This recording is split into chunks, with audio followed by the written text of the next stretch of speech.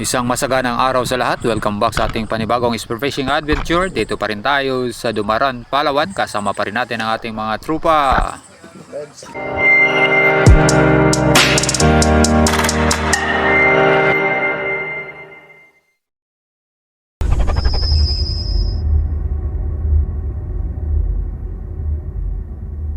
At ito, all set na tayo para sa ating adventure sa araw na to. Kasama sina Joseph Agdon at Batang Espero Christian Corpus. Pupunta na kami sa dating spot namin, doon sa kung saan marami kaming nahuhuling mga badlon or golden trivalles. Gamit ko pa rin dito ang aking 160 carbon railgun ng Rob Allen, powered by 14mm Crazy power bands from Gagaw Roscoe Spearman's Gear. Shout out sa iyo, bro. Medyo okay na sa akin ang 14mm bands dahil madaling ikasa at syempre malakas din ang tapo nito, mga kaibigan.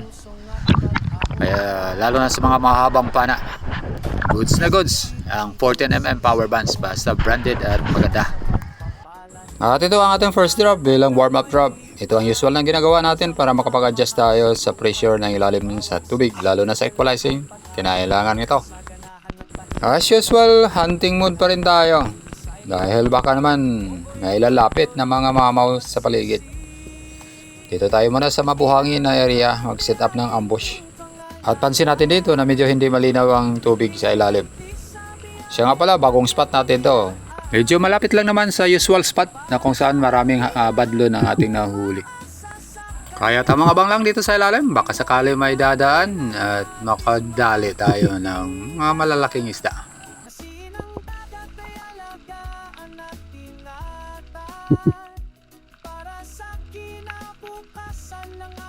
Kaya lang walang nagparamdam, kaya angat mo na para makapag-relax para sa susunod na sisid.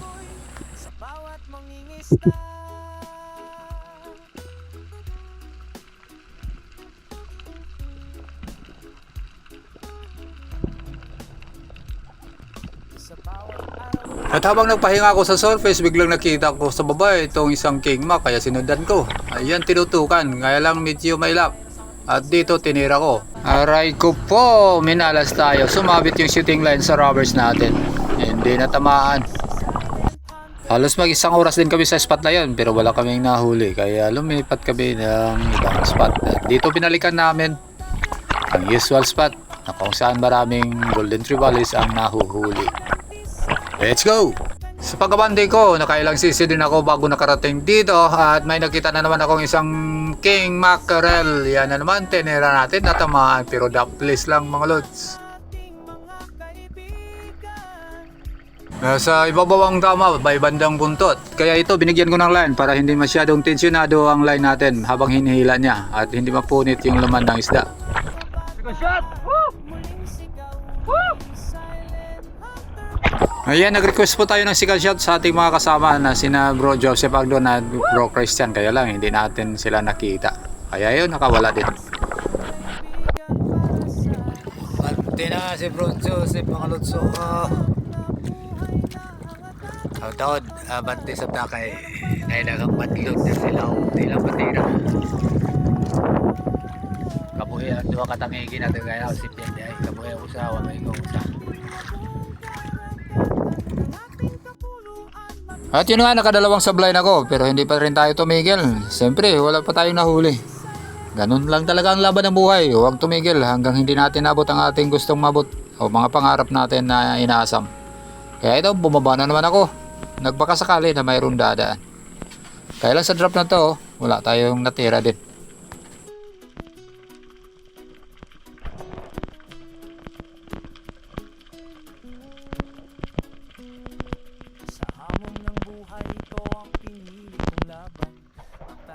At may kabuluhan, lumaban ng batas, kakakibat si inang kalikasan sa piling ni Mother Ocean. Ligaya ay nasumpungan kasama sa... At ito, sisid na naman habang wala pa tayong nahuhuli. Dahan-dahan din tayong bumaba. Baka sakali mayroon tayong makikita magandang isda sa baba. At dito mag-set up tayo ng kabos.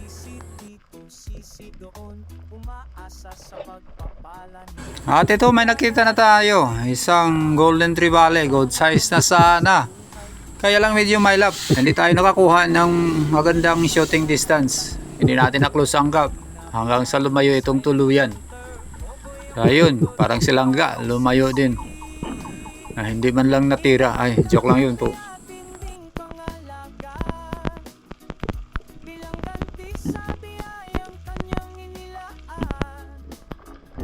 Ayun, di talaga bumalik. Kaya angat na lang muna para makapag-relax down sa surface. And finally sa drop na to, nakuha din natin ang ating unang share sa araw na to. Kaya abangan natin kung ano bang magandang isda na to.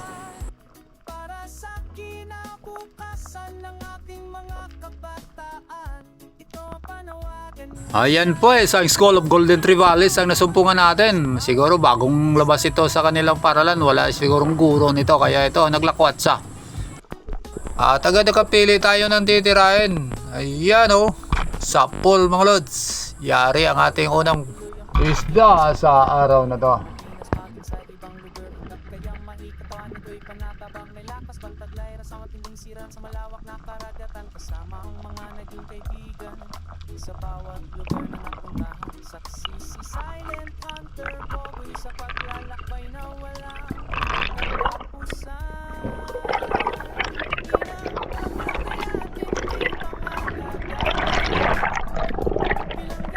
Sa biyayang kanyang inilaan, para sa ating lahat na umaasa sa Kanya, gimukin natin ang ating mga kaibigan, na sinang dagat ay alagaan nating natin. Para sa kinabukasan ng ating mga kabataan, muling sigaw ni Silent Hunter Boboy, alaan ang karagatan.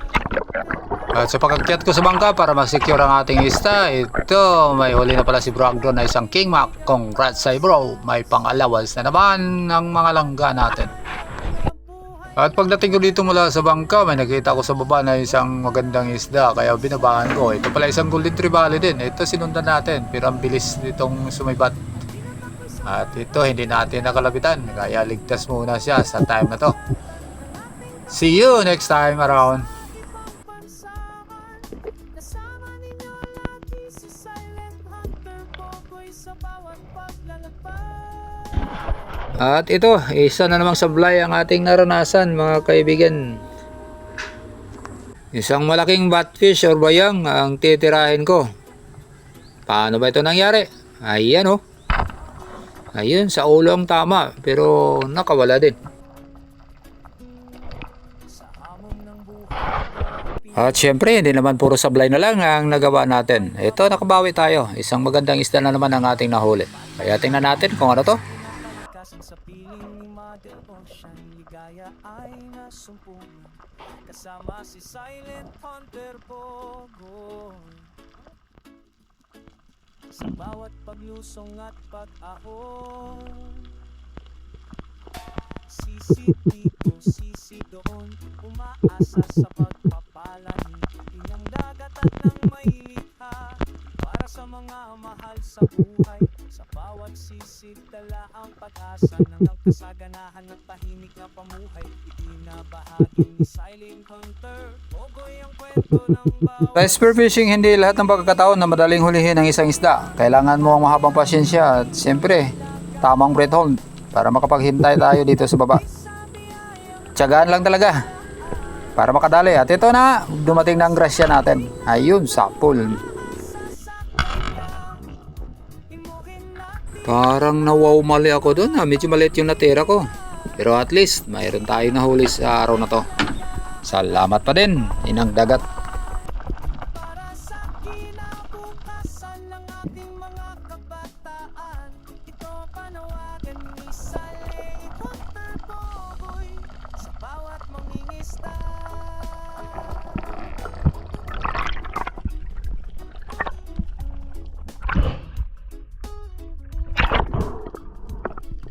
Sa bawat araw tuloy ang pagtitipag sa palan, ikuway din ang buminas natin sa ibang lugar. Hanggat kayang mahikatawan ito'y panatabang may lakas, pagtaglay sa matinding siran sa malawak na karagatan, kasama ang mga naging kaibigan Sa bawat lugar na napuntahan, saksi si silent hunter Bobby sa paglalakbay na walang katapusan. Inang dagat ay atinding pangalagaan, bilang ganti sa biyayang kanyang inilaan. Para sa ating lahat na umasa sa kanya.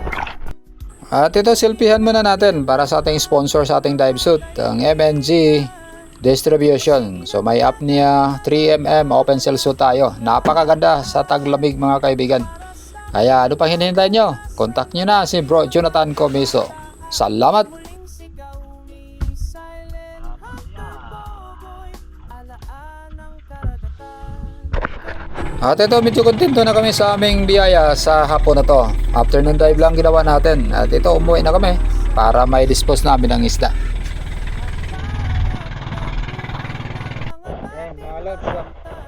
Yan ang panahon ni silent hunter Boboy. At tinatakbo'y samahan ng galing natin mabuong karagatan. Nagpapatuluan maging sa ibang bansa.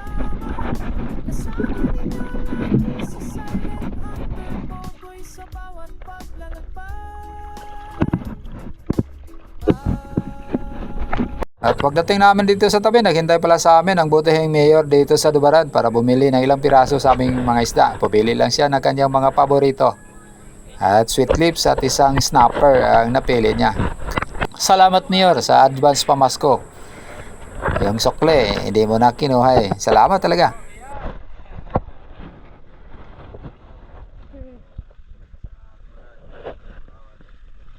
Mayor ng poblasyon. Oh, non Dubaran po pala.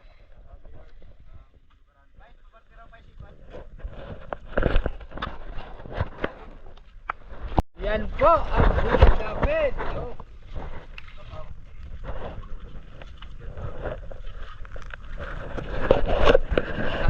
Diyan naman tayo dadaan sa gitna oh.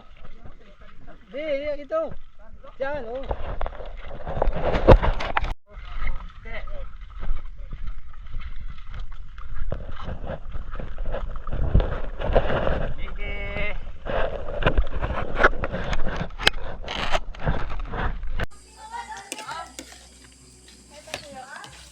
Yan, ito ang pinakamasarap na bahagi ng pamamana namin. Oh. May asul. Hatian ng allowance. At dahil may mga pangarap tayo sa buhay, ito patuloy na naman tayo sa isang panibagong adventure. Kasama pa rin ang trupa, Bro Joseph Agdon at Bro Christian Corpus, Batang Espero.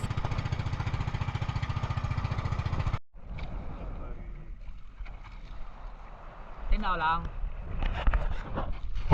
Sa unang sabak, isa na namang sablay ang nagawa ko. Halika, tingnan natin kung paano nangyari yon. Gamit ko pala dito ang aking invert na 140 Rob Allen spear gun.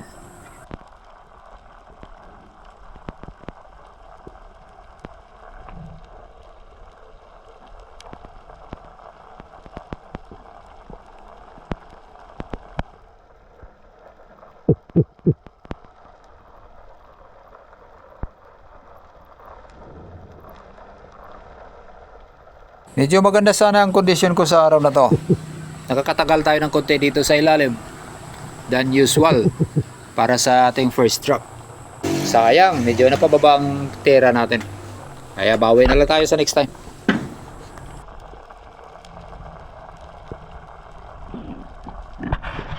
After several drives, ito nakabawi din tayo sa ating first fish of the day, Golden Trevally pa rin. Dahil ito ang marami sa area na to. So expected na talaga na ito ang makikita natin dito. Ayun.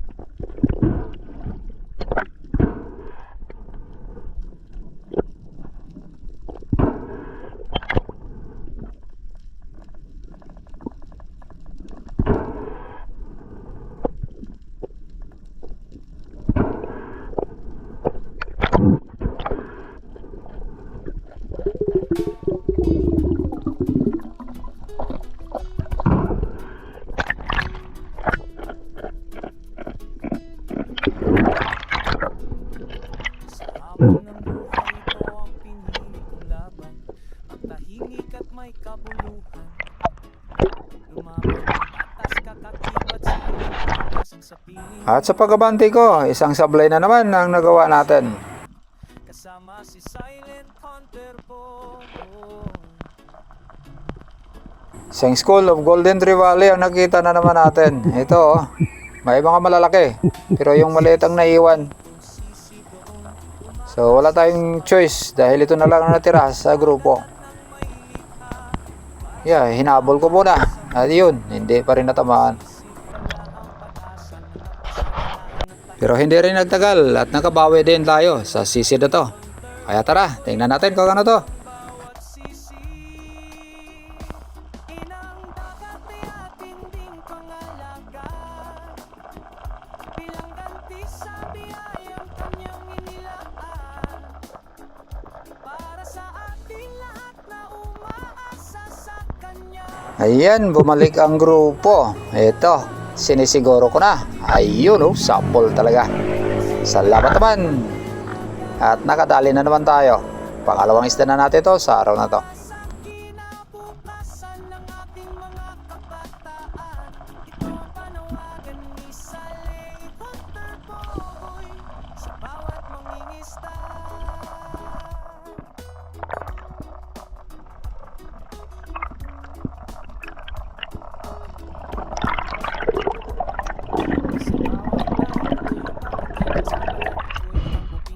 Sa ibang lugar at kayong makikitawa nito'y panatabang malakas pagtaglay na sa matinding siran sa malawak na karagatan kasama ang mga naging kaibigan sa bawat lugar na napuntahan. Saksi si Silent Hunter Boy sa paglalakbay na walang katapusan.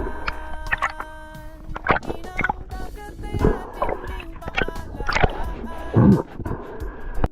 At sa drop na to, mukhang pinaglalaroan na naman tayo ng tadhana. Sablay na naman tayo. Para sa ating lahat na umaasa sa kanya, himukin natin ang ating mga kaibigan, na si inang dagat ay alagaan at ingatan. Para sa kinabukasan ng ating mga kabataan, muling sigaw ni Silent Hunter Boy, alaan ng karagatan. Ganyan ay laban lang tayo ng patas mga kaibigan para sa isang matahimik. Pero ganun pa man, nagpatuloy tayo at ito nakabawi na naman. Halika. Samahan niyo ako kung paano nangyari ito. At tinatapoy samahan galugarin natin mabuong karagatan ng ating kapuluan. Ito, mga golden tribales pa rin ang ating nasalubong. Kaya ito nakapili na tayo ng titirahin. At hindi ko napansin, may mga malalaki pala na nasumunod. Kaya lang, tapos na nating natira. Ayun. Okay na rin. Kahit pa paano, hindi sumablay.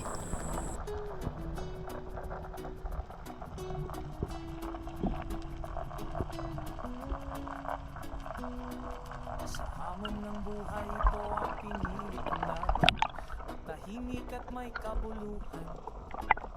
Lumaban ng batas kakakibat si inang kalikasan sa piling ni Mother Ocean. Ligaya ay nasumpungan.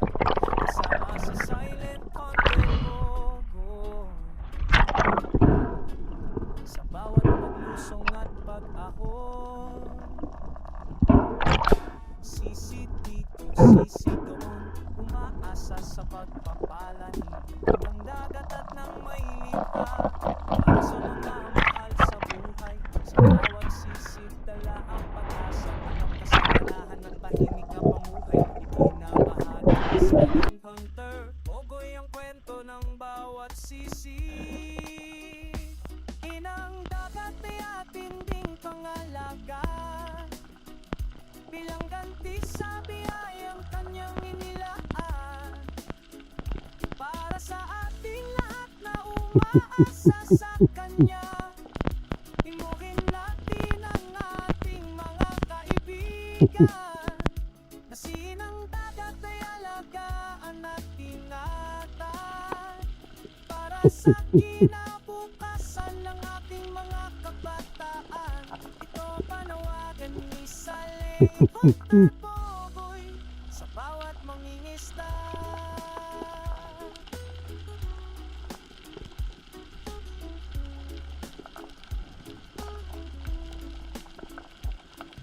Sa bawat araw tuloy ang pakikipagsapalaran. Pwede ng Pilipinas maging sa ibang lugar. Hanggat kayang mahikatawan nito'y panatabang may lakas pantaglayra sa matinding siran sa malawak na karagatan kasama ang mga naging kaibigan. At yun ang last drop ko sa araw na to. At pagkatapos nito, umuwi na rin kami. Dala ang aming biyaya sa araw na to. At ito medyo makulimlim na ang panahon sa pag-uwi namin. Pero goods pa rin. At maayos naman ang travel namin pa uwi.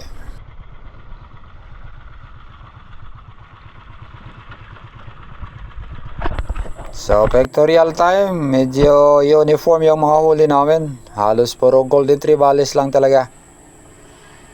Pero yun ang biyaya namin sa araw na to, kaya malugod namin tinatanggap. Ayun oh, dami mga loads. Mga mamaw kasi sa sisiran ng mga kasama ko. Congrats sa ating lahat mga bro. Joseph Agdon at Batang Espero. At pag ganito na may maraming biyaya ang ating natanggap, medyo nawawala din ang pagod. Alam ko na maraming nakaka-relate dito. Kaya patuloy lang tayo mga kaibigan. Habang may buhay, may pag-asa.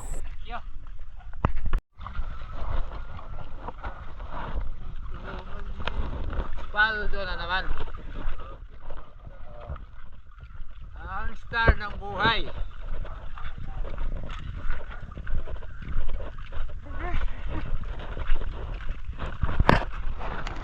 At ito ang pinakamasayang bahagi ng pamamana. Kainan time. At syempre, hati yan sa kita para sa araw na to. Thank you for watching.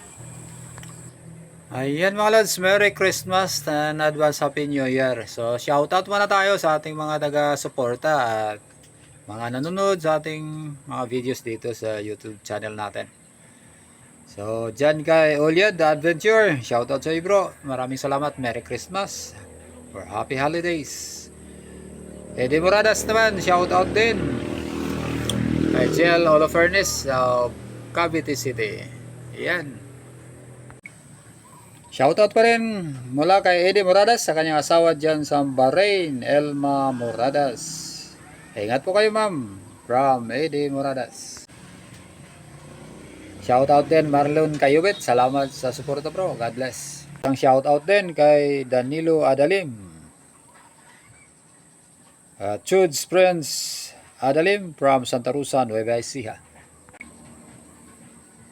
Shoutout din kay Ma'am Leonora Longkop. Salamat po. From Norsagaray, Bulacan. Ayan. Salamat at shoutout sa lahat ng taga Norsagaray, Bulacan. At isang shoutout din kay Kabayan Jolito Cuesta. Amping kanunay bro. Salamat. Shoutout kay Alex Bagaw Jr. Marag taga Dinagat Islands ni. Salamat bro. Amping mo dia. Merry Christmas and Happy New Year. Shoutout din kay Jomar Sarti from Santa Maria, Bulacan. At sa lahat ng mga taga Bulacan, shoutout po kayo dyan. At shoutout sa lahat ng sumusuporta sa ating munting YouTube channel. Once again, Merry Christmas and Happy New Year.